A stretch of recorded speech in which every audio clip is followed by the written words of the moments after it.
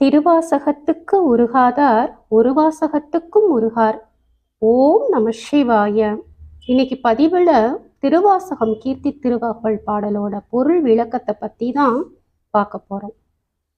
எப்பெரும் தன்மையும் எவ்வெவ்வேறு திறமும் அப்பரிசு அதனால் ஆண்டு கொண்டருளி.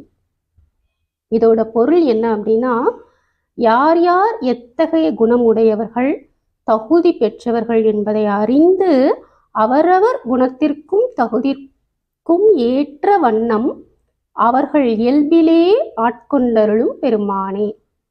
இதுதான் இதோட பொருள்.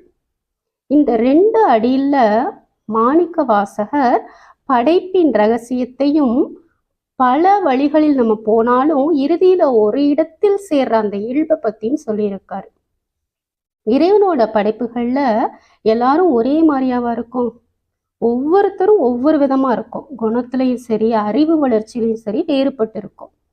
ஒரே சமுதாயத்துல, ஒரே இடத்துல, ஒரே குடும்பத்துல ஒவ்வொருத்தரும் ஒவ்வொரு மாதிரி இருக்கும்.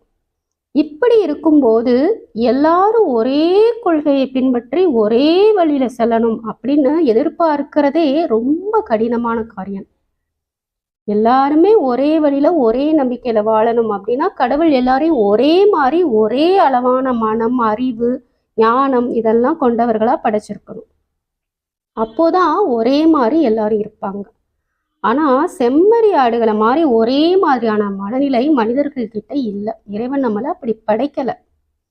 ஆனாலும் ஒருத்தரோட தன்மை, திறமை, அறிவு இதை பார்த்துதான் இறைவன் ஆட்கொள்வாரா அப்படின்னா அதுவும் இல்லை. அவங்க தன்மையையோ, திறத்தையோ, திறமையையோ, அறிவையோ இதையெல்லாம் மாத்திக்கணும் அப்படின்னு இறைவன் கட்டளையும் போடல. நம்மளை அப்படியே ஏற்றுக்கொள்வார்.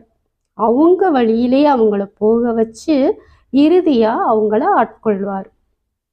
இதுக்கு உதாரணமா 2 பேரை நம்ம சொல்லலாம். கண்ணப்ப நாயனார், நந்தனார். கண்ணப்ப நாயனார் கதை எல்லாருக்கும் தெரியும். கண்ணப்ப நாயனார் முற்பிறவியில அர்ஜுனராக இருக்கார். மகாபாரத போர்ல அபிமன்யுவை கொன்னவங்களை நான் கொல்லாம விட மாட்டேன் அப்படின்னு சபதம் செஞ்சு சிவபெருமானை நோக்கி தவம் பண்ணுவார். அப்போ பன்றி ரூபத்துல ஒரு அரக்கன் தவத்தை கலைக்கிறதுக்காக வருவான்.